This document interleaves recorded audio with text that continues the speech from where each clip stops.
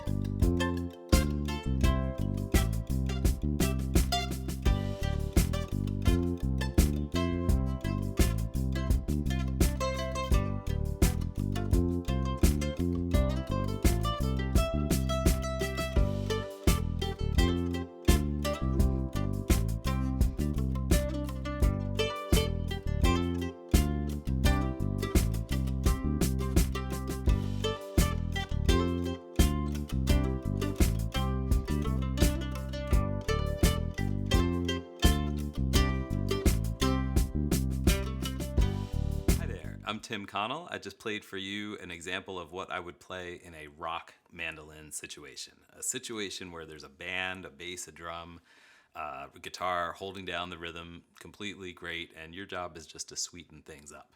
And so I played just then a back and forth, a chorus where it was big and open, and then a verse where I would be more muted and understated. And I've written out for you to learn right here the one simple riff that I rely on for every major chord in this type of situation on stage or in the studio. So let's get into it. It's very simple. Instead of just strumming G and strumming a big open F voicing and leaving your fingers static and just, which is great, I do this too. If I was all by myself, I'd certainly do this. That type of stuff. This is taking one simple riff and substituting it for the chord. So it's not so much a solo, it's just a different way to think of the chord. So someone told you this was a G way back in the day. This is just going to be a riff that for me stands in for the G chord. And it's simple. It's going to be 3, 2, 1 of each chord. That means in the key of G, G is 1. So let's go 1, 2, 3 backwards. And by the way, this 3, 2, 1 is on the D string, not the A string. So this would be 9th fret, 7th fret, and 5th fret. So just like 3 blind mice, hot cross buns. So that's going to be the riff. That's it. And I turn that into this. Instead of...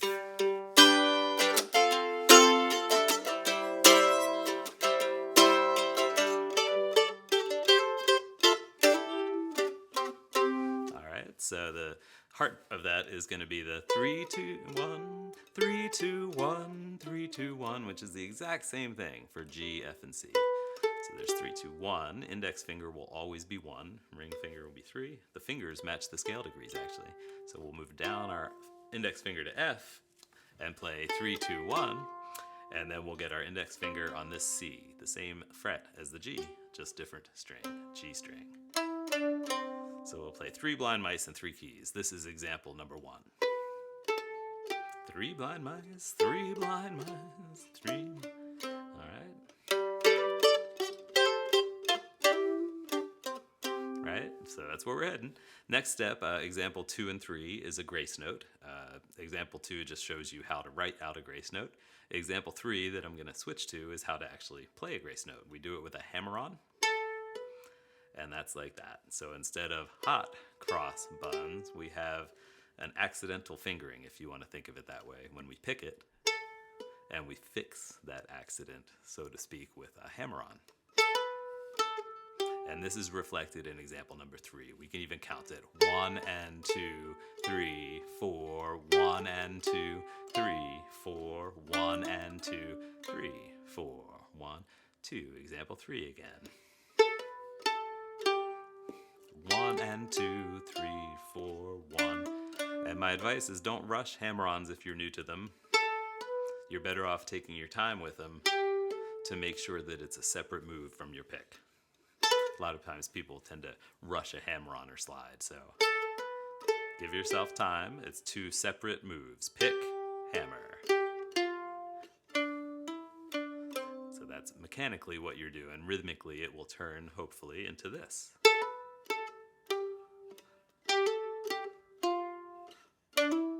And that's a performance of example number 3. So moving on, there's one last step to add to this riff. Remember, it's... So again, that's... Right? And that's a double stop, the name of this lesson in the first place. Double stop means you're fingering 2 adjacent strings. They're stopping the string. So that's going to be the same one, and on the 3 and the 2, we're also going to play this note, D, on the 5th fret of the A string. So that's right there, B and D, and A and D. Usually by the time I get to 1, because it's difficult to finger the 5th right there, I would just switch to a single note. So it's just going to be this. Instead of 3 blind mice, now we have 3 blind mice. And with the grace note back in, again, just to show you the simplicity, that was the whole move. And that's reflected in example number 4. That's also what I play.